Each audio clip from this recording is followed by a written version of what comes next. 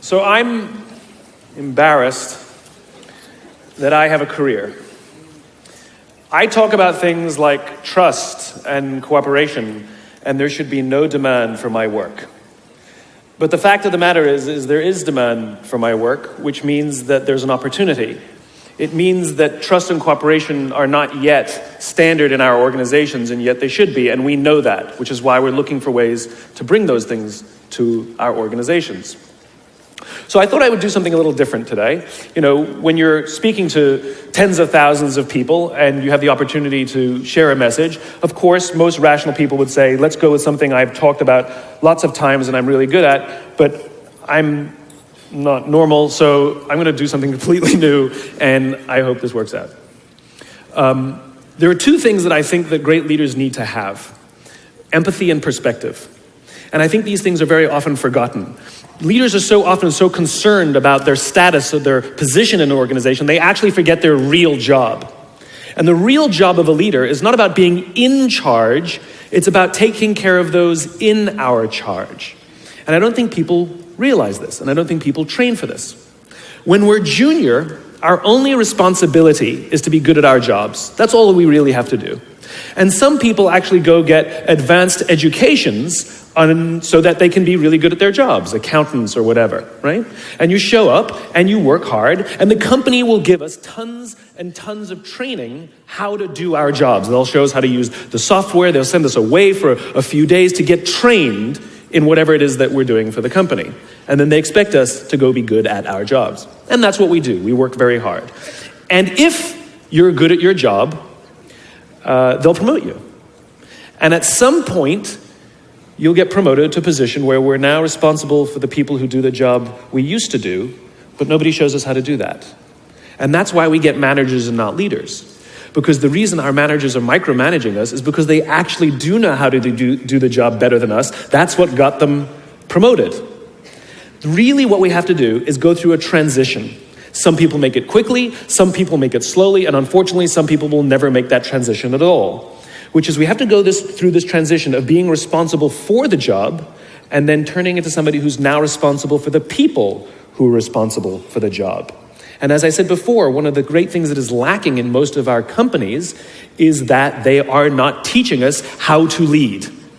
And leadership is a skill like any other. It is a practicable, learnable skill. And it is something that you work on. It's like a muscle. If you practice it all the days, you will get good at it and you will become a strong leader. If you stop practicing, you will become a weak leader.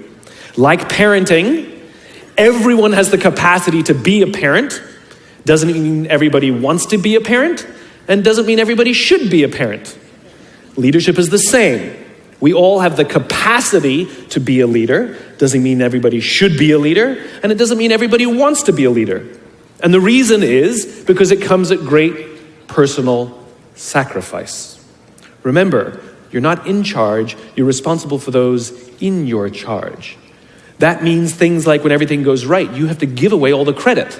And when everything goes wrong, you have to take all the responsibility. That sucks, right? It's things like staying late to show somebody what to do. It's things like when something does actually break, when something goes wrong, instead of yelling and screaming and taking over, you say, try again. When the overwhelming pressures are not on them, the overwhelming pressures are on us. At the end of the day, great leaders are not responsible for the job. They're responsible for the people who are responsible for the job. They're not even responsible for the results. I love talking to CEOs and say, what's your priority? And they put their hands on their hips all proudly and say, my priority is my customer. I'm like, really? You haven't talked to a customer in 15 years. There's no CEO on the planet responsible for the customer. They're just not. They're responsible for the people who are responsible for the people who are responsible for the customer. I'll tell you a true story. A few months ago, I stayed at the Four Seasons in Las Vegas. It is a wonderful hotel.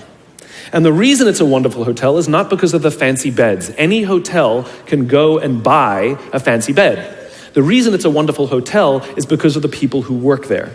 If you walk past somebody at the Four Seasons and they say hello to you, you get the feeling that they actually wanted to say hello to you. It's not that somebody told them that you have to say hello to all the customers, say hello to all the guests, right? You actually feel that they care. Now, in their lobby, they have a coffee stand. And one afternoon, I went to buy a cup of coffee, and there was a barista by the name of Noah who was serving me. Noah was fantastic. He was friendly and fun, and he was engaging with me, and I had so much fun buying a cup of coffee, I actually think I gave 100% tip, right? He was wonderful. So as is my nature, I asked Noah, do you like your job? And without skipping a beat, Noah says, I love my job. And so I followed up. I said, what is it that the Four Seasons is doing that would make you say to me, I love my job? And without skipping a beat, Noah said, throughout the day, managers will walk past me and ask me how I'm doing, if there's anything that I need to do my job better. He said, not just my manager, any manager. And then he said something magical. He says, I also work at Caesar's palace. And at Caesar's palace, the managers are trying to make sure we're doing everything right. They catch us when we do things wrong. He says, when I go to work there, I like to keep my head under the radar and just get through the day so I can get my paycheck. He says, here at the Four Seasons, I feel I can be myself. Same person, entirely different experience from the customer who will engage with Noah. So we in leadership are always criticizing the people. We're always saying, we've got to get the right people on the bus. I've got to fill my team. I've got to get the right people. But the reality is it's not the people. It's the leadership. If we create the right environment, we will get people like Noah at the Four Seasons. If we create the wrong environment, we will get people like Noah at Caesar's palace. It's not the people. And yet we're so quick to hire and fire. You can't hire and fire your children. If your kids are struggling, we don't say, you got to see at school, you're up for adoption. So why is it that when somebody has performance problems at work, why is it that our instinct is to say, you're out? We do not practice empathy. What does empathy look like? Here's the lack of empathy. This is normal in our business world. You walk into someone's office, someone walks into our office and says, your numbers have been down for the third quarter in a row. You have to pick up your numbers, otherwise I can't guarantee what the future will look like. How inspired do you think that person is to come to work the next day? Here's what empathy looks like. You walk into someone's office, someone walks into your office and says, your numbers are down for the third quarter in a row. Are you okay? I'm worried about you. What's going on? We all have performance issues. Maybe someone's kid is sick. Maybe they're having problems in their marriage. Maybe one of their parents is dying. We don't know what's going on in their lives. And of course it will affect performance at work. Empathy is being concerned about the human being, not just their output. We have, for some reason, our work world has changed over the past 20 and 30 years. We are suffering the side effects of business theories left over from the 80s and 90s. And they are bad for people, and they are bad for business. Let me give you an example. The concept of shareholder supremacy was a theory proposed in the late 1970s. It was popularized in the 80s and 90s. It is now standard form today. You talk to any public company and you ask them their priority and they say maximize shareholder value. Really? That's like a coach prioritizing the needs of the fans over the needs of the players. How are you going to build a winning team with that model? But that's normal today. We don't even perceive it as broken or damaged or wrong or outdated. Remember, the 80s and 90s were boom years with relative peace and a kinder, gentler Cold War. Nobody was practicing hiding under their desks in school anymore. We are no longer in those times. These are no longer boom years. These are no longer peaceful times, and those models cannot work today. Here's another one. Mass layoffs. Using someone's livelihood to balance the books, right?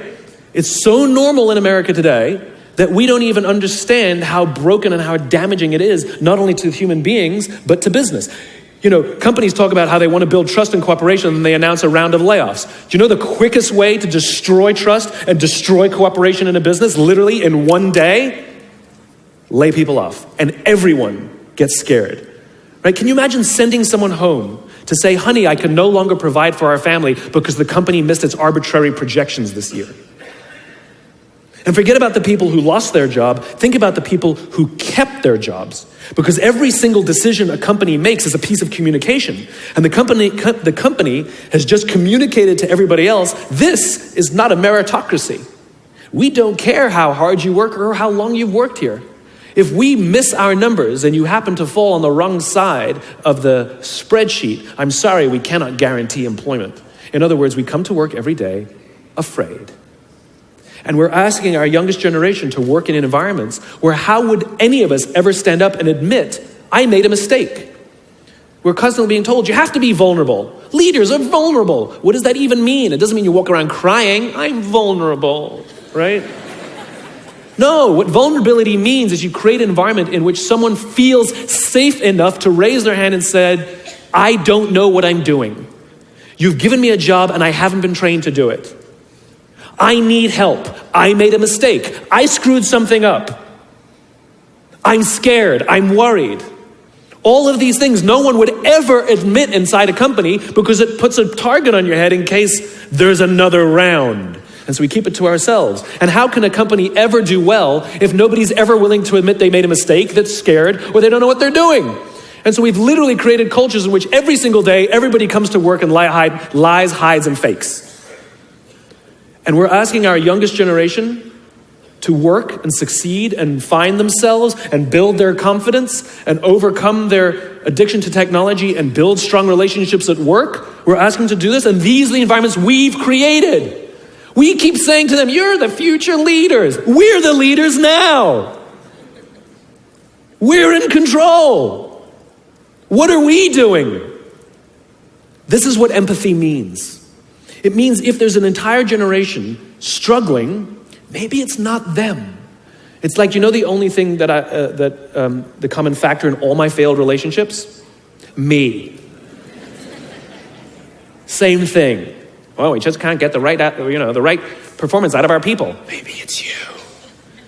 Right? It's not a generation. It's not them. They're not difficult or hard to understand. They're human beings like the rest of us, trying to find their way, trying to work in a place where they feel that someone cares about them as a human being. By the way, that's what we all want.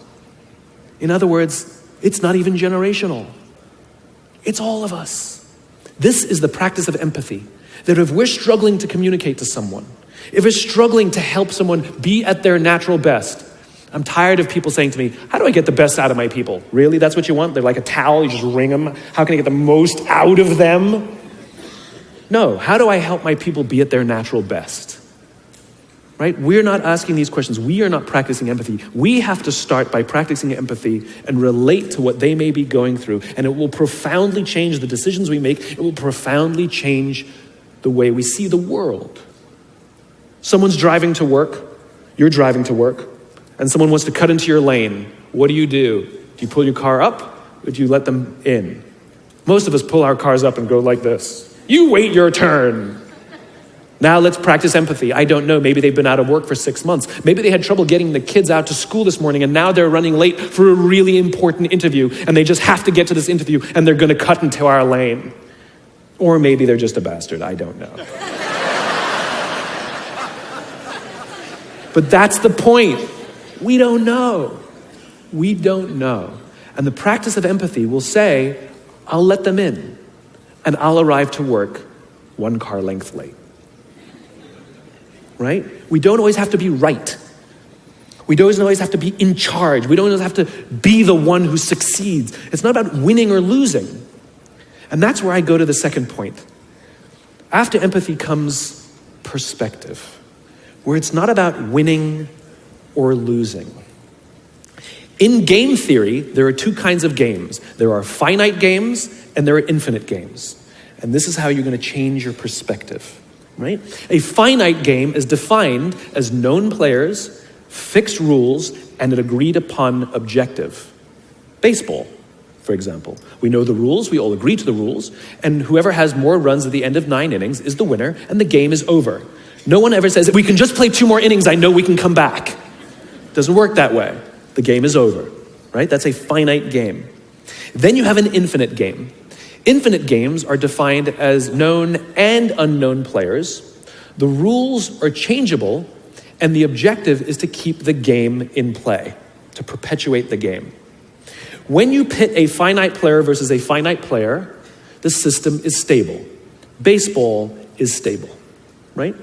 When you pit an infinite player versus an infinite player, the system is also stable.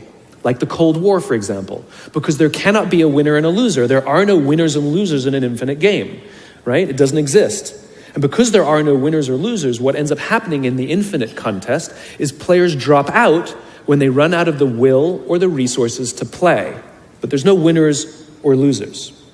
Problems arise when you pit a finite player versus an infinite player, because a finite player is playing to win, and an infinite player is playing to keep the game going, right? This is what happened to us in Vietnam. We were playing to win, and the Vietnamese were fighting for their lives. We were the ones who got stuck in quagmire. This is the Soviet Union and Afghanistan. They were trying to beat the Mujahideen, and the Mujahideen would fight for as long as is necessary. Quagmire. Now let's look at business. The game of business has pre-existed or has existed long before every single company that exists on this planet today. And it will outlast every single company that exists on this planet today. There's no winning the game of business. And the reason is because we haven't agreed to the rules. I get such a kick out of this. You realize how many companies actually don't know the game they're in, right? Listen to the language that the companies use. We're trying to beat our competition. We're trying to be number one. Did you know that we were ranked number one? Look at the listing. Based on what criteria? Revenues, profits, market share, square footage, number of employees. Based on what time frame? A quarter, a year, 5 years, 10 years, 20 years, 50 years, 100 years? I haven't agreed to those standards. How can you declare yourself the winner? How can you declare yourself number one where no one else in the game has agreed to the rules? It's arbitrary. There is no winning because there's no end. In other words, companies are playing finite games. Listen to their language. They're trying to beat their competition. What does that even mean? It's the leaders and the companies that understand the game that they're in and organize their resources and their decision-making around the infinite contest that outlast and frustrate their competition. All the companies that we refer to as the exceptions, Southwest Airlines, Apple Computers, Harley Davidson, they're the exception. No, they're playing the infinite contest. They frustrate their competition, is what happens. That's what happens, because they're not playing to win. Jim Senegal, the founder of Costco, which is the only real company that gives Walmart a run for its money, he says public companies are looking to succeed for the quarter. He says, we're looking for the next 50 years. You can hear him. He's playing the infinite contest. I spoke at a leadership summit for Microsoft. I also spoke at a leadership summit for Apple. Now, at the Microsoft summit, I would say 70% of the executives, and this was under the Steve Ballmer days, I would say about 70% of the executives spent about 70% of their presentations talking about how to beat Apple. At the Apple summit, 100% of the executives spent 100% of their presentations talking about how to help teachers teach and how to help students learn. One was obsessed with their competition, the other one was obsessed with where they're going. So at the end of my presentation at Microsoft, they gave me a gift. They gave me the new Zune, which was the competitor to the iPod Touch when it was a thing, right? And I have to tell you, this piece of technology was spectacular. It was beautiful. The user interface was incredible. The design was amazing. It was intuitive. It was one of the most beautiful, elegant pieces of technology I'd ever seen, right? Now, it didn't work with iTunes, which is an entirely different problem. I couldn't use it. But that's something else. I'm sitting in the back of a taxi with a senior Apple executive, sort of employee number 12 kind of guy, and I decide to stir the pot. And I turn to him and I say, you know, I spoke at a Microsoft summit, and they gave me their new Zune, and I have to tell you, it is so much better than your iPod Touch. And he turned to me and said, I have no doubt. Conversation over.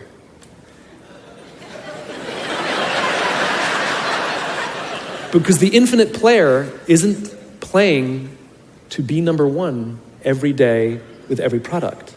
They're playing to outlast the competition. If I had said to Microsoft, oh, I've got the new iPod Touch, it's so much better than your new Zune, they would have said, can we see it? What does it do? We have to see it. Because one is obsessed with their competition, the other is obsessed with why they do what they do, the other is obsessed with where they're going. And the reason Apple frustrates their competition is because secretly, they're not even competing against them. They're competing against themselves. And they understand that sometimes you're a little bit ahead, and sometimes you're a little bit behind. And sometimes your product is better, and sometimes you're not.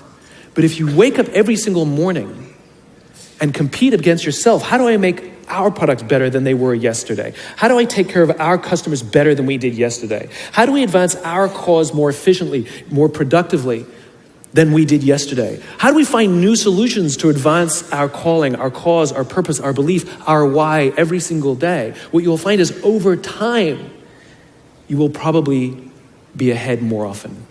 Those who play the infinite game understand it's not about the battle, it's about the war. And they don't play to win every day. And they frustrate their competition until their competition drops out of the game. Every single bankruptcy, almost every merger and acquisition is basically a company saying we no longer have the will or the resources to continue to play, and we have no choice to either drop out of the game or merge our resources with another player so that we can stay in the game. That's what that is. And if you think about the number of bankruptcies and mergers and acquisitions, it's kind of proof that most companies don't even know the game they're in. You want to be a great leader, start with empathy. You want to be a great leader, change your perspective and play the game you're actually playing. Thank you very much.